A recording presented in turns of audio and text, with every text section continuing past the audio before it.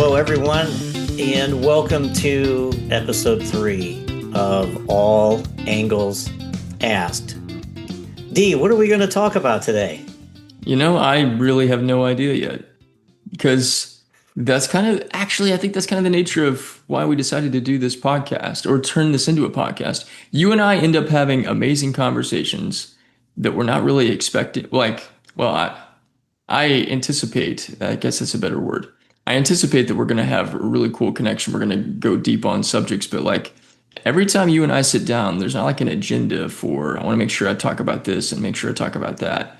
We just flow in these really cool, deep, introspective, transformative conversations. And turning it into a podcast is just a way to like share this depth with other people. Yeah, that's the beauty of it. I think we kind of explained that in the first episode when we were trying to give people an idea of what we felt the purpose of the podcast was. Basically, hey, look, we're going to have some really cool conversations. We think we're having some really cool conversations, and if you want to listen in, we think it'd be awesome. Yeah.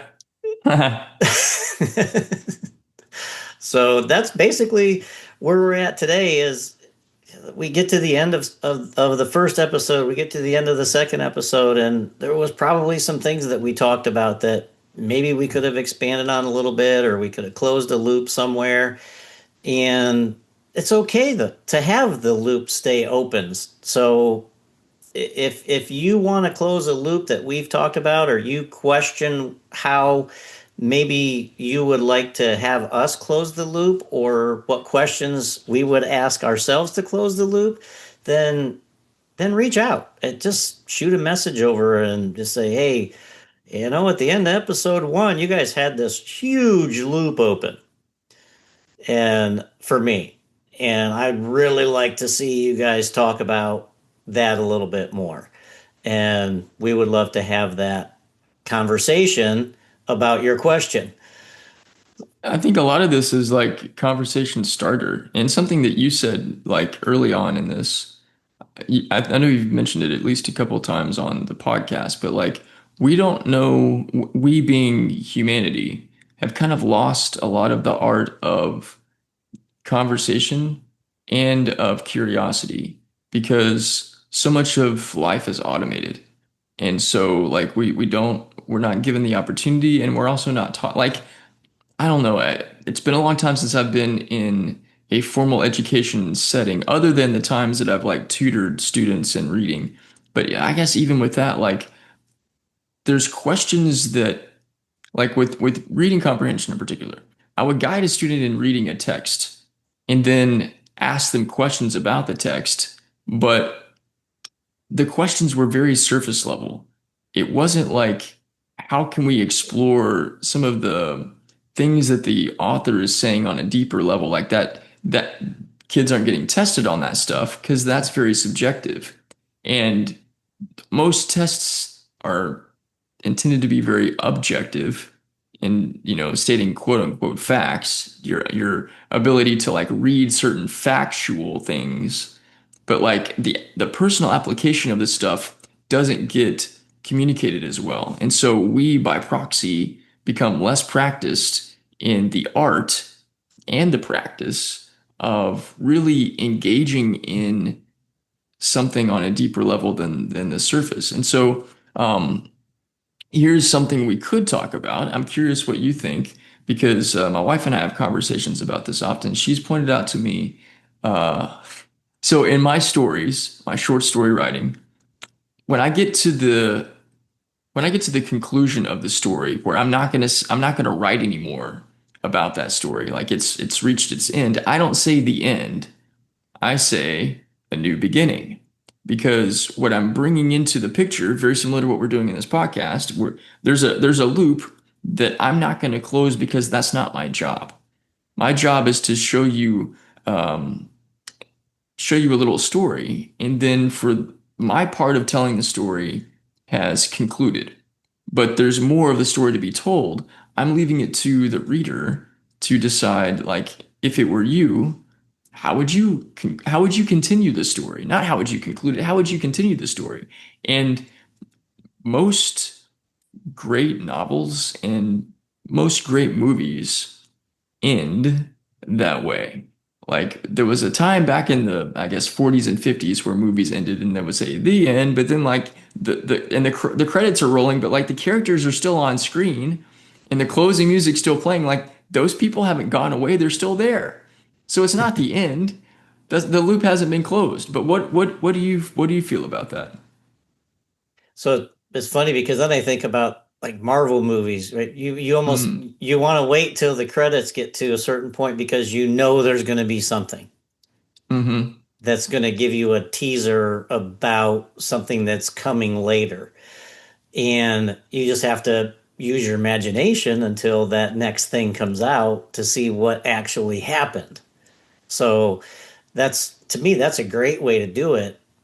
I think when what you said about school and how things are set up now for the loops to be closed is really interesting. I had this conversation with a gentleman last week that he's like, I wonder why it's like that. Kind of like what you said, why is it like that in school where you just never get to ask, the teachers never ask deeper questions? And my response was something like this. I don't remember exactly what I said, but it was something like this. It's because the education system is built to keep us trapped in the system that was built to keep us trapped. mm.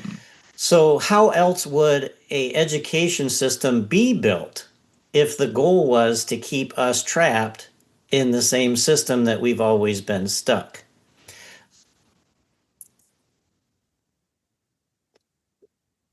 Well, man, this is like the third time I've thought about this in like a handful of days. Like Okay. the so was it you and I that talked about if we rewind the tape about 100 years ago, your average small town or even I guess larger town, your average community of people, if you were going to teach kids what we would consider grade school kids, like the basics of reading, writing, and arithmetic. That was always the basic stuff. Like history kind of got incorporated somehow into mostly reading and comprehension. Science, I don't think was really even a part of like the basic curriculum of anything. But like in the 1920s, and then before that, going into the, like the 1800s. In any small community or town or whatever, there would be a house that had like a mom of like two kids, but like she would be knowledgeable or skilled enough in teaching, reading, and writing and arithmetic. And so there'd be like three or four kids that would go over to Miss Daisy's house, and Miss Daisy was the teacher. And maybe she had a kid, maybe she had a guy that was 16 years old and he had kind of the basics down, but he was really learning how to read. And maybe he had injured himself in some way. That's why he wasn't working in the fields, but like he wanted to educate himself. And then you had a couple little girls and they're learning, the basics of writing and arithmetic. And maybe you've got one or two other kids, but like you have different ages of kids at different levels, but you had one teacher that was going to basically teach them for a number of years and impart into them all the different things that they needed to know to be able to take, basic education onto whatever it was that they decided to do professionally or whatever was in their family life.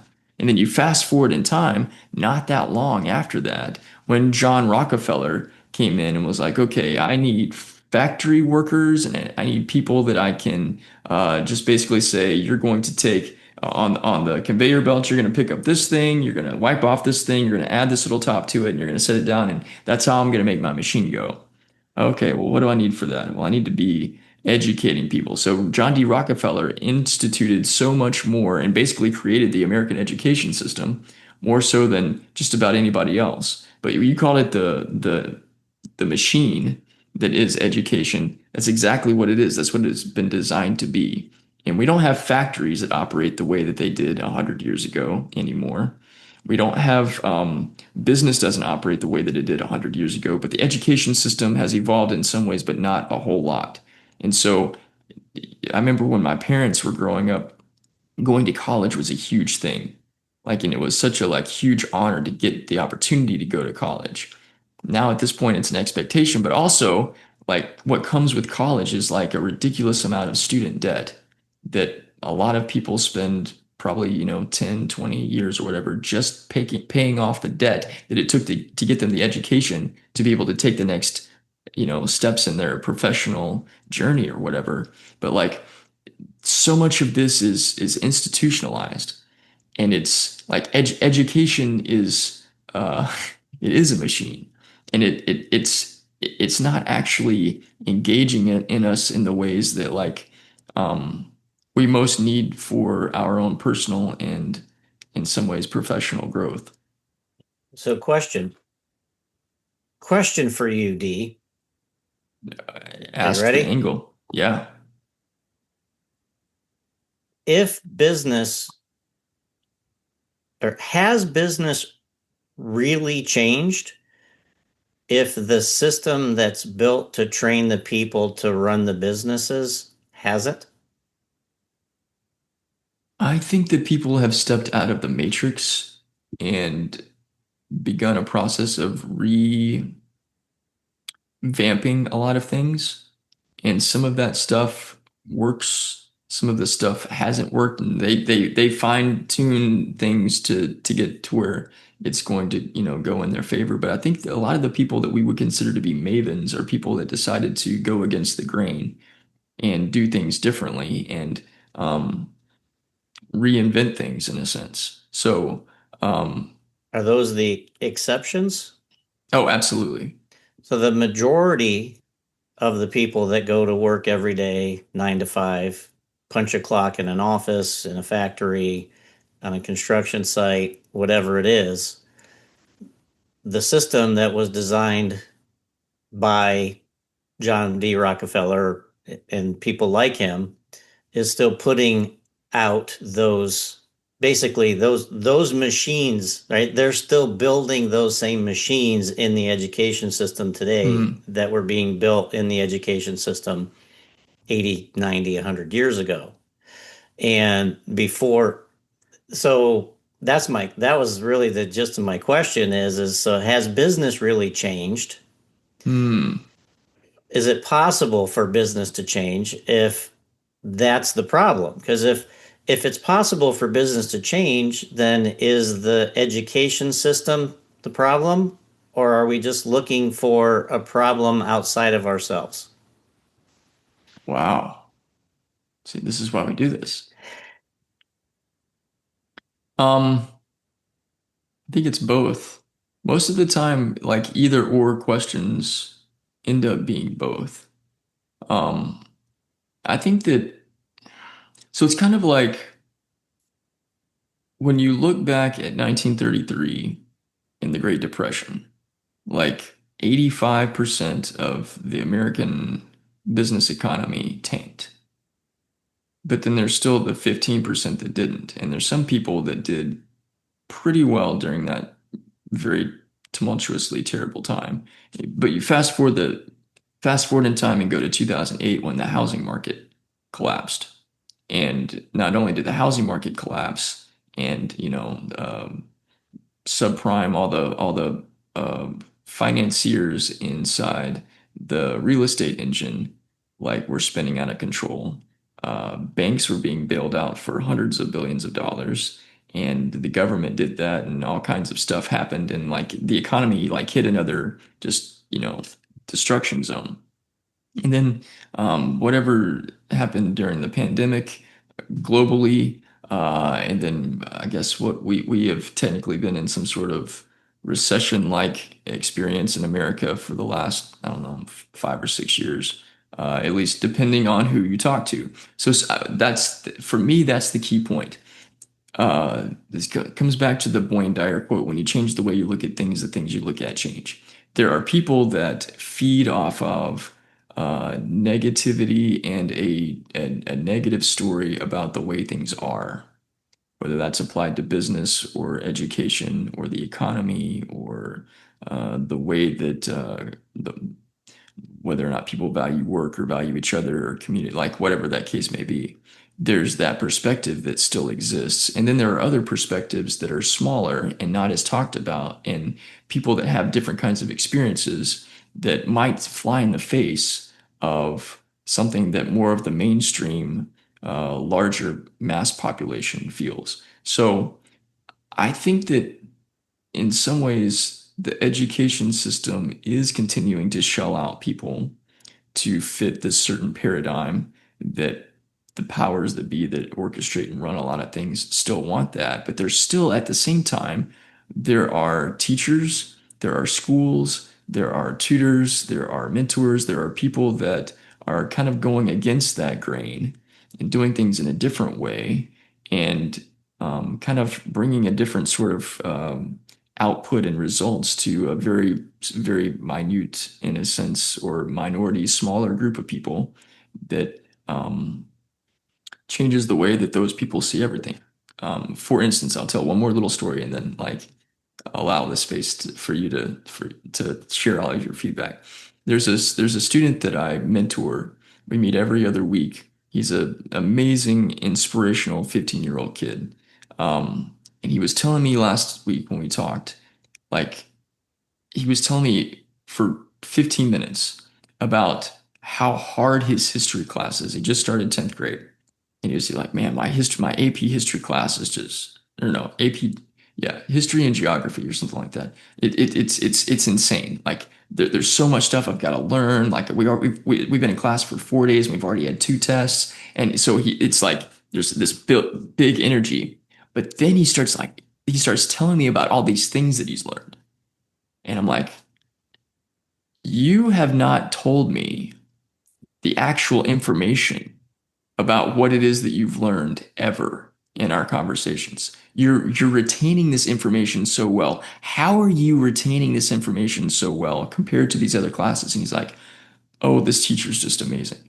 Like every day he's super fired up and excited about us being there. He's super fired up and excited about the day. And he starts telling us these stories. And then he starts asking us these questions where we have to think about what's going on inside the story from all these different angles. And then in like there's so much excitement and energy. And so we get sucked into the story and we're like, oh, what is gonna happen?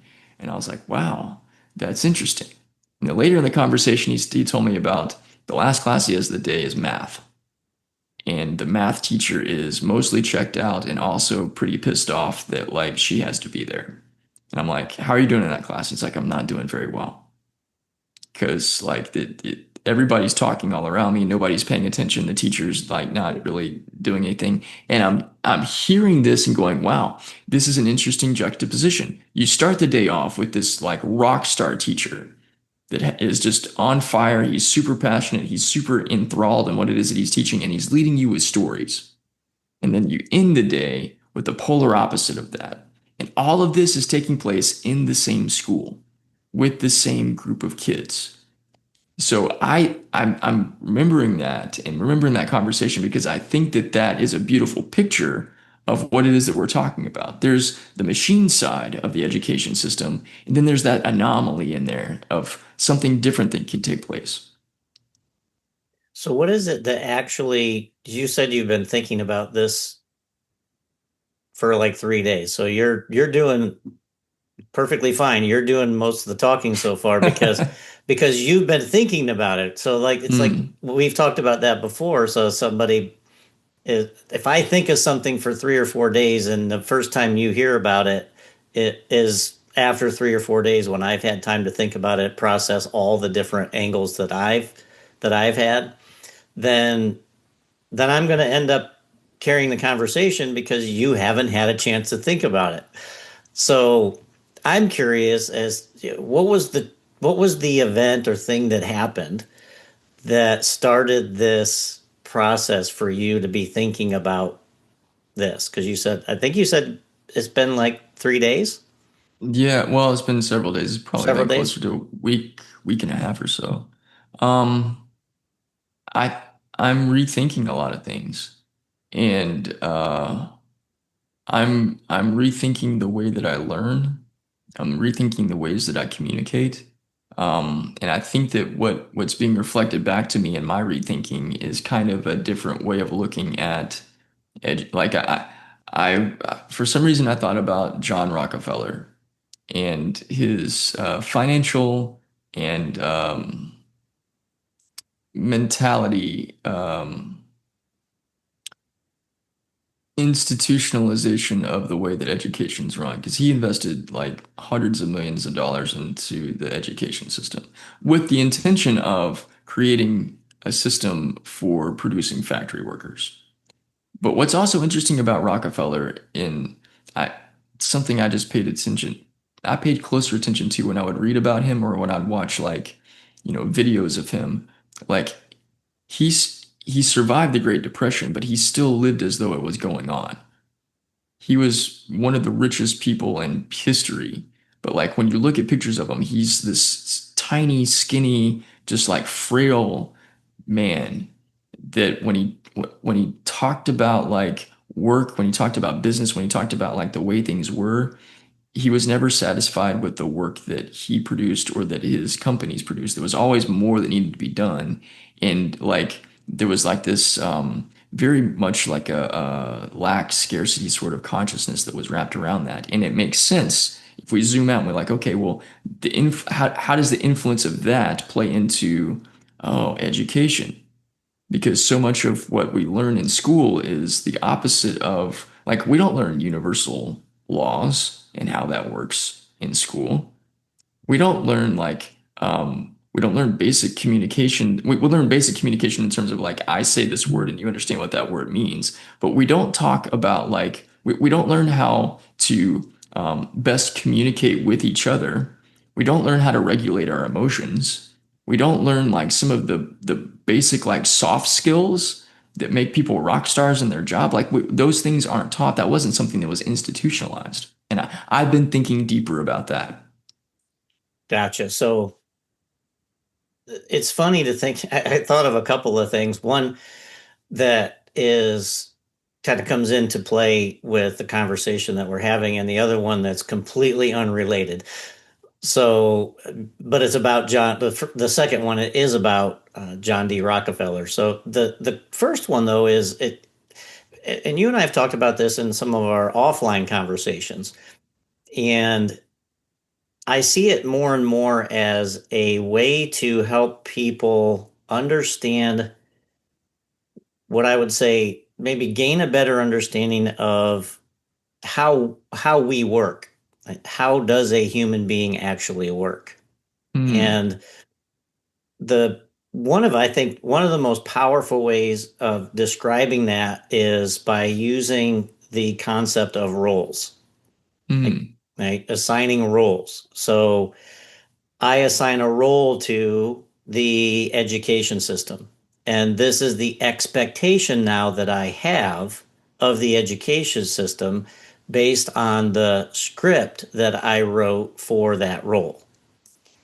And if the education system performs the way I expected it to, everything's good. Hmm. If it doesn't, now we got a problem. And it's really the same in you can plug anything into that. You can plug a person into that. You can plug a place into that. You can plug an experience into that.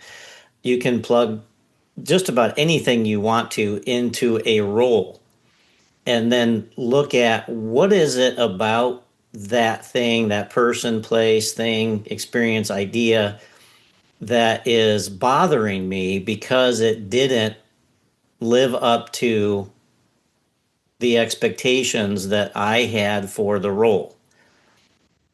That's where things go sideways. And as long as it's performing the way that I want it to, there's never a problem.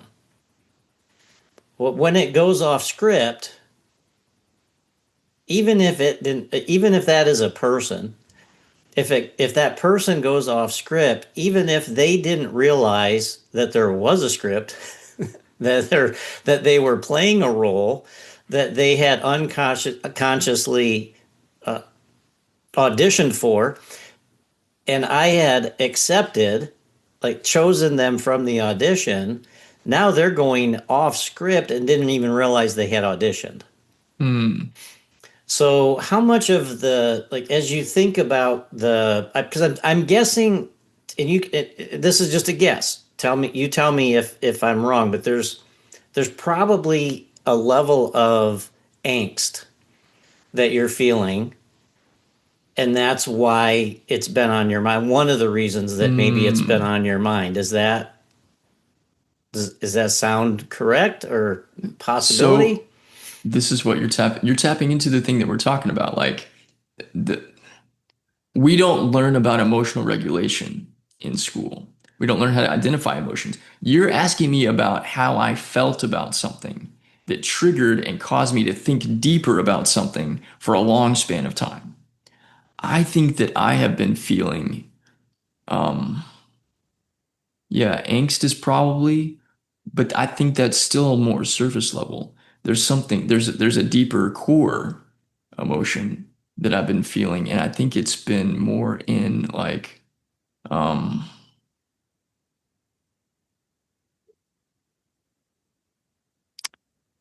it's more in a desire for fulfillment.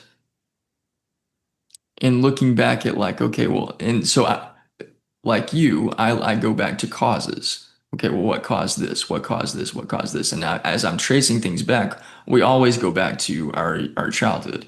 Okay, well, what was it that I was learning in my childhood? Well, who influenced that decision making? Who and where did that come from? And so I think that's where I've been thinking about the education system, and then historically going back in time and thinking about, well, where did that come from? Where did that come from? Well, our everything I know about school came from 1940 something, John D. Rockefeller. So the expectation that you have is still around a role that didn't live, and whatever was performing the role didn't live up to the expectation that you had for it or that you were told it should have for you. And it's Think it, caught in most cases, that's what causes those emotions. And mhm. it's because of that. uh, the whole role conversation. I feel like we could have conversations about this every conversation that we have, because most of the time, if we're really willing to ask the questions, the emotion that we're feeling is all around how that thing performed the role. I uh, Am I frustrated? Am I upset? Am I angry? Am I bitter? Am I happy? Am I joyful? Do I feel like I was loved?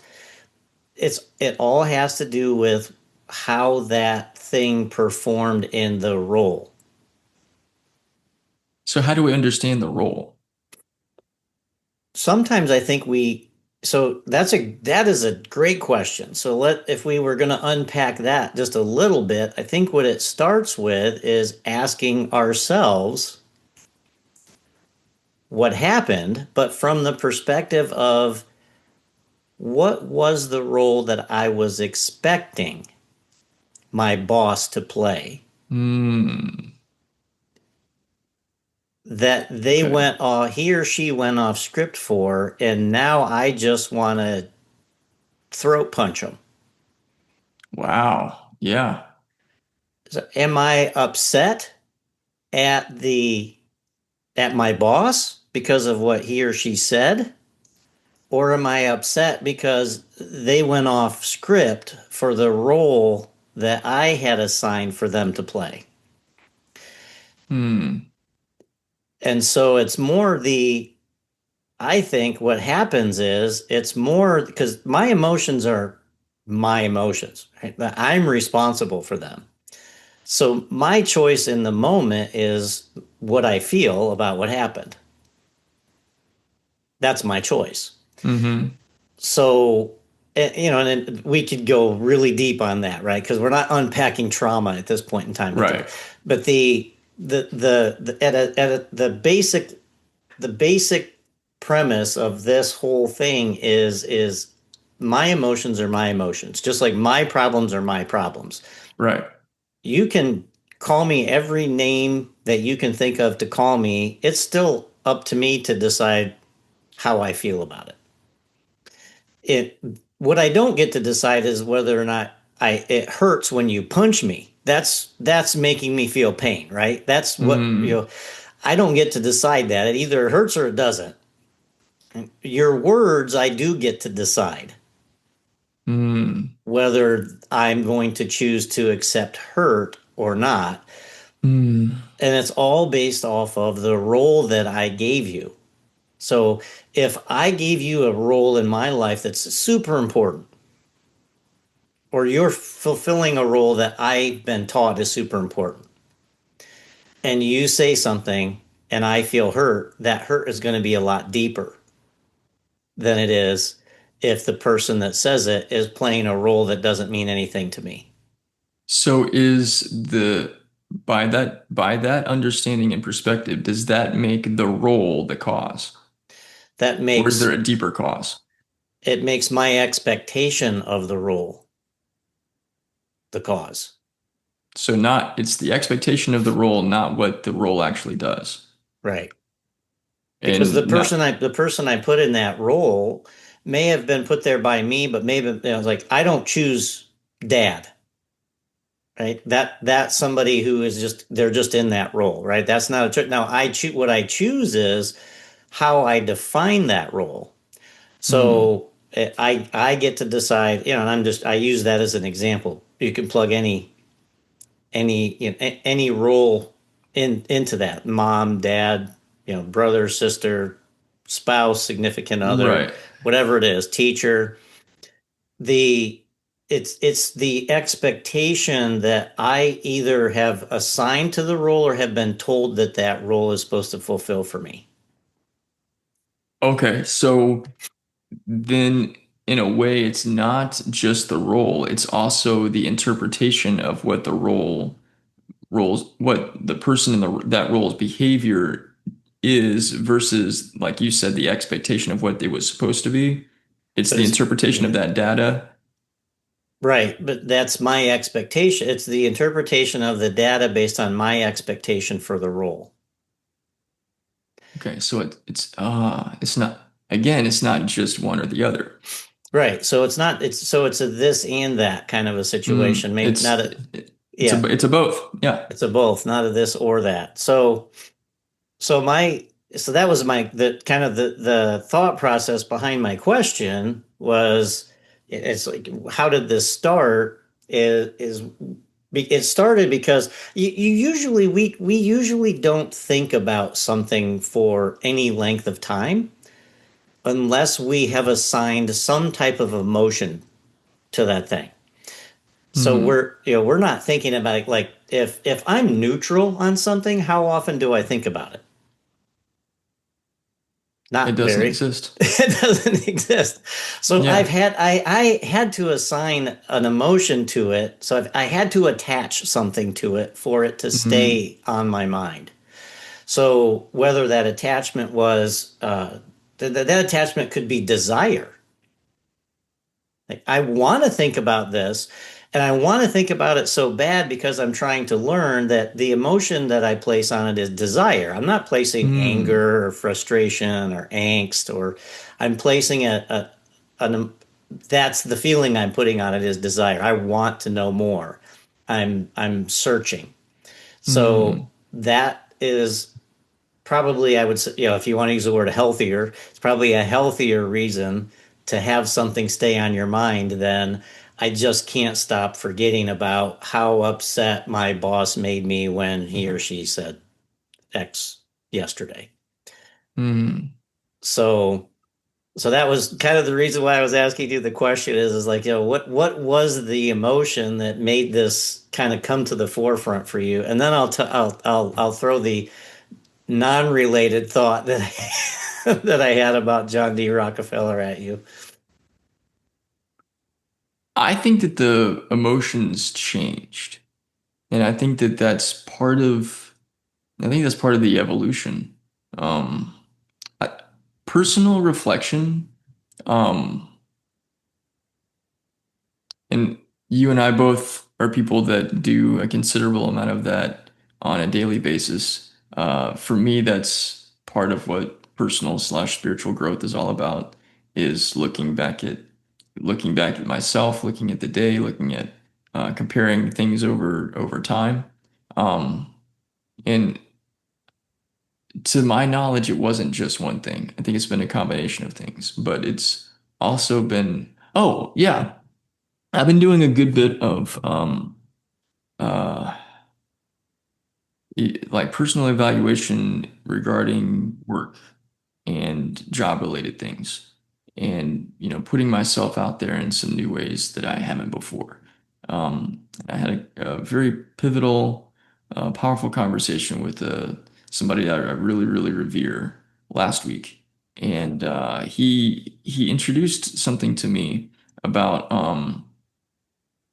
this the journey of life and business and everything. And he's like, if you ever wonder like why did I make that decision? You made that decision because that's where you were at the time. You thought that that was the best thing you could do, and that's the way that you thought it was going to work. Like most, I mean, we could say all of us make decisions because we believe this is the best thing I can do right now. This is what's going to work. And if it's not like, if we're not having that conscious thought, then it's like, okay, this is something that's going to just make me feel better in the moment or whatever. But like, especially involving business, like uh, I took a risk. I tried out this thing. I did this stuff, whatever, because I thought this thing was going to work. And I think that you're asking the question like, what was the underlying emotion that I was feeling as I was exploring the stuff that's led me into like doing this deep dive? I think I've been looking at myself and wondering why have I done some of the things that I've done. And my this conversation I had with this guy was reminding me like just in very sweet, kind wisdom, like the reason isn't really all that important, man. Like you did what you did because that was the best you could do in that moment. And just, like giving yourself a pat on the back instead of like judging or criticizing yourself for it not working out is really beside the point. Yeah, that's beautiful, and it kind of segues into the conversation that we were just having about roles. And Mm. because a lot of those expectations that you had for those situations that happened to you, and as you look back on them now and you wonder why, how much of that could be answered just by thinking that what was the role that I was expecting for me? How did I think that script was going to play out? And why did it play out differently? It's because what the danger is getting caught in the loop of the past. If I'm constantly reflecting, then I'm constantly thinking about the past. Ah, yeah. And so if I'm constantly thinking about the past, then where am I? Not here. I'm nowhere. Ooh, ooh, okay. So if I'm thinking about the past, which is gone, it's gone, so it's nowhere, right? So I'm thinking about nothing because it's nowhere. Mm, If I'm thinking about the future, it's the same way. I'm thinking about nothing because it's nowhere. So how much of my day is spent thinking about nothing? I think I'm thinking wow. about lots of things, but I'm actually thinking about nothing. That is so profound. And the only way for me to be thinking about something is if I am present, if I am in this moment. Mm, And I cannot be in this moment if any part of me is nowhere. yeah. So, and that's why we struggle as human beings is it's those roles, right? We have these roles. And this person did not perform that role the way I expected him to. All I'm thinking about is nothing because them going off script happened yesterday, happened a minute ago, happened ago. However long ago it happened ago. Hmm. So that's in the past. If I attach an emotion to it, then my emotion is also in the past. Hmm. Unless you bring the past into the present. But then it's still the past because all you're doing is remembering it the way that it happened for you. Yeah. Okay. Because it didn't happen now. It only happened now because you chose to drag it here. But really, all you did was drag nothing here because it happened already, and the emotion you attached to it is already gone. There's so much quantum mechanics involved in what you're talking about. Yeah, and I did write about this. So I am in the middle of publishing a newsletter series on LinkedIn. I've published the first three, and I talk about it's called The End of Time, a dismantling in four movements. Hmm. And movement one is called The Cemetery of Light. Movement two is The Graveyard of Emotion. Movement three is um, the Mirage of Tomorrow. And those three have already been published. I'm not going to talk about the fourth one because that comes out on Saturday. It's I kind of the appreciate. it kind of wraps everything up, but it's the perpetual loop that we find ourselves in. It is all based on that. Is what do you mean I'm thinking about nothing? Well, where is it? If it's in the past or if it's in the future, it's nowhere. So what is it? It's nothing. I love how you've Mozarted this, or Mozart. or Tchaikovsky, or I mean, I can. Yeah. Uh, you've got these. You've created this symphony and you've put it in different movements, and I really appreciate that. So I thought I sent it to you, but maybe I didn't. I think you The did actually. so so here's the funny thing. I if it's okay, we'll go to what I thought of as what to me is kind of an interesting thing to think about when the name John D. Rockefeller comes up. So if you Hmm. Google so much of our society, this is a total segue to something completely different, and maybe we'll come back around, maybe we won't, and if we don't, then we'll just have another open loop. Yeah, But we could change the the name of the show to Open Loops with Ray and D. open loops with Ray, well, it's this all angles, right? We're looking at Yeah. things differently. So so much of our society, we talked about this last time even, is the search for the next best thing, the Hmm. how do I get better. It's the performance based society that it's actually, and it's not even just performance based society, it's the human race since it started is performance based. Hmm. And so people want to know, like, what is the secret to great wealth? Like, what can we find, or what do we look for? What are the steps that this person took, and then if I take the same steps, then I can get close to where they got. Whatever. Hmm. That's how we're wired. Like people will go. It's why people go listen to wealthy people talk because they're hoping that they can figure out. They're going to learn the Hmm. secret that's going to help them get there. Never works, and there's reasons for that, which we'll talk about later. But if you Google the the top 10 wealthiest people who've ever lived, and most of those lists will give you the top 10 based on their wealth as a percentage of the gross domestic product of the country that they lived in at the Right. time that they lived, right? So, you look at Jeff Bezos and Elon Musk, and they have more billions than any person has ever had, that with the word billion or billionaire. Hmm. However, they're not on those lists because as a percentage of GDP, they don't qualify. So Hmm. the majority of the people on those lists are actually they're actually kings, queens, emperors, empresses, czars.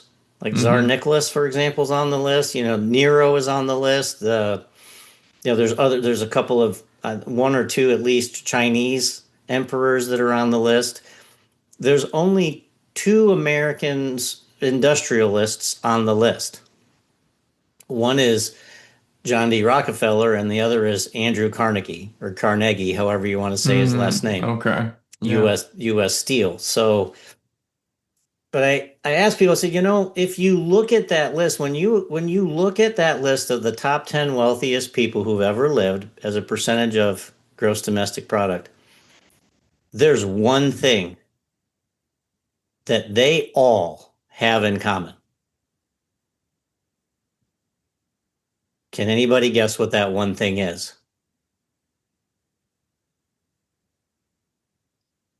They were alive. The one thing they have in common is they're all dead. Ah, so I was sort of close if opposites are the way that if it's opposite day. Yeah, right. You were about as close as anybody's ever gotten because nobody has ever said, well, they're all dead. But that's the one thing that they have in common. The other thing that they have in common is not a single one of them took anything that they had with them when they left. Did I check that at the door? So, why is it that I'm spending my life trying to figure out how to be like them? Ooh, look at you.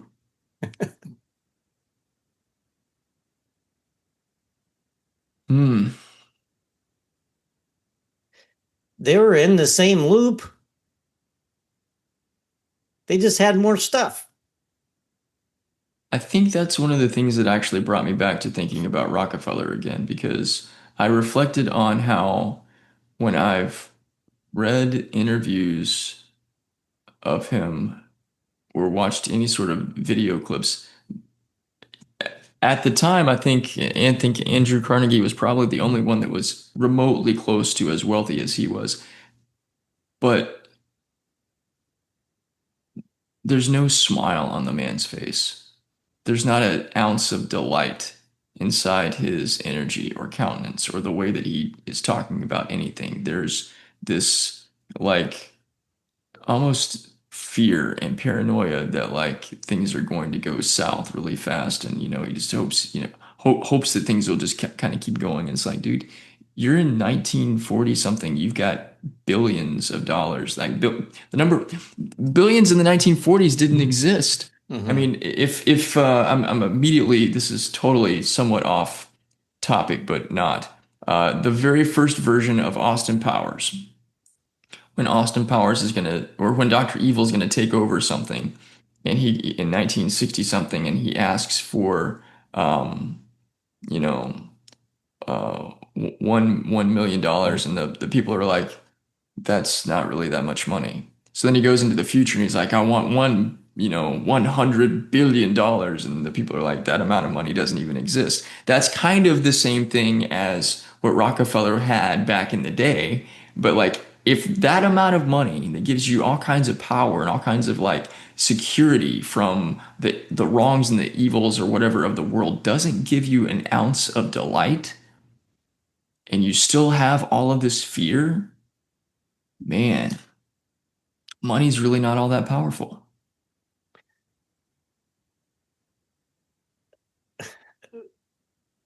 Or it is.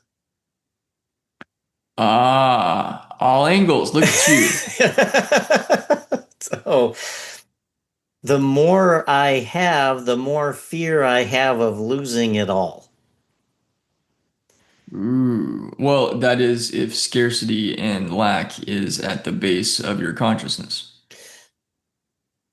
There's not very many people that's not at the base of their consciousness.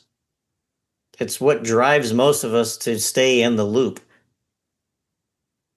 Ah, well, so to uh detangle or disentangle yourself from the matrix and red pill yourself into a different way of looking at things, there are those people that exist.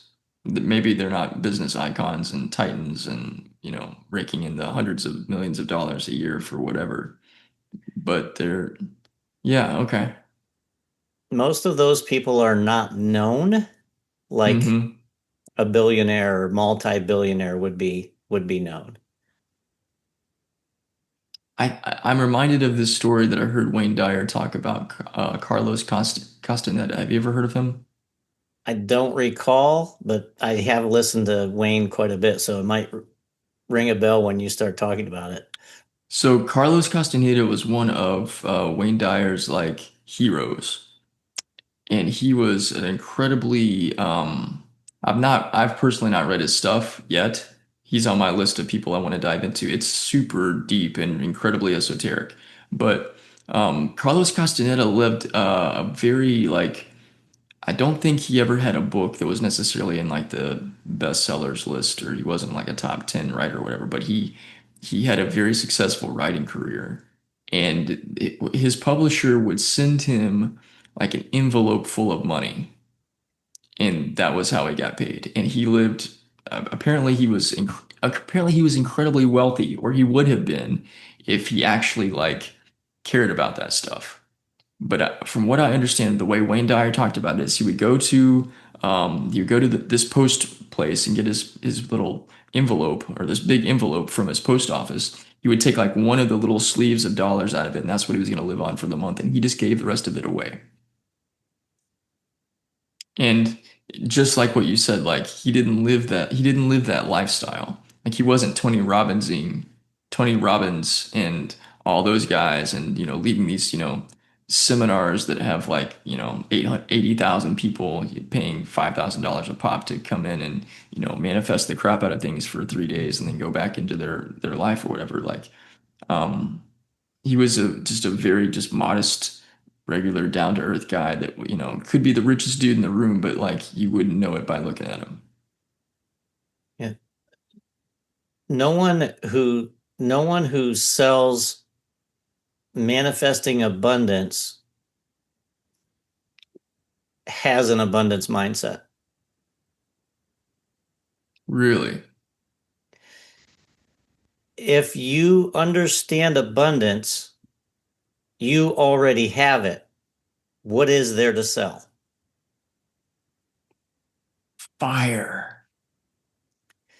The entire system that we see is based on people getting rich off of their belief in scarcity that they sell to others, and they've gotten really, really good at being the salesperson for scarcity. Yeah, that's that facts. Yeah, that's right on. It's the reason why shiny object syndrome works. Hmm. I, I'm selling this technique to help you get something that you think you need in your life because it is incomplete. There's nothing abundant about incompleteness. There's only scarcity. Yeah, dude. That is Ray, you're like one of the deepest people I know, but you just went into like the Great Barrier Reef there with that one. Oh, well, I hope that's okay. Oh, you bet your ass it is. Yeah. I'd rather have you be thinking about that for the next several days than what in the world went wrong with the education system because John D. Rockefeller is the one that wrote the script. Well, so this goes into what I'm learning about abundance is also what I'm learning about God. Like there's nothing the more that I fixate on something that's wrong, or the idea that something's wrong, or the idea of something isn't like what my um Rob is the name of the guy that I talked with last week that just blew my mind when he was like, every version of you has done the best that you could do. Like all of your decisions. That's exactly like what he was telling me is there's no version of you to be angry at. for what it is you think is a problem in your life right now. Like there's nothing but forgiveness for you to have for yourself. And as I'm practicing that and learning that, there's nothing but forgiveness for every single person that's ever lived, no matter what no matter what role it was that they had, or my interpretation of how they played out that stuff. Um, so I think that there's another version of me that probably would be looking at John Rockefeller and pointing the finger like, you're the reason that this is wrong. You're the reason that this is wrong. And I'm stepping away from that and um, just appreciating like, okay, now I know where that mentality came from. I'm forgiving that in myself. I can forgive, you know, the my perceptions of the causes of all that stuff. It's essentially Ho'oponopono, which is like the one of the biggest principles and tools that I live my life on. Right. And it's also consistent with ACIM. Yeah. So if forgiveness isn't letting someone else off the hook, forgiveness is the recognition that there never was a hook. Yeah. Is kind of this a simple way to say it. There's no hook to let you off of because this Mm, never happened in reality. yeah. It only happened in the movie that you wrote. Mm, So, or there's other ways to say it, but we yeah. that's probably another that's probably another episode because we're at an hour already. And it feels like we've been talking for about 3.5 minutes. Which is So, also par for the course. right. So, this has been great. Yeah. Always. I can't imagine we could keep this going, so we will. Yeah. So maybe Next.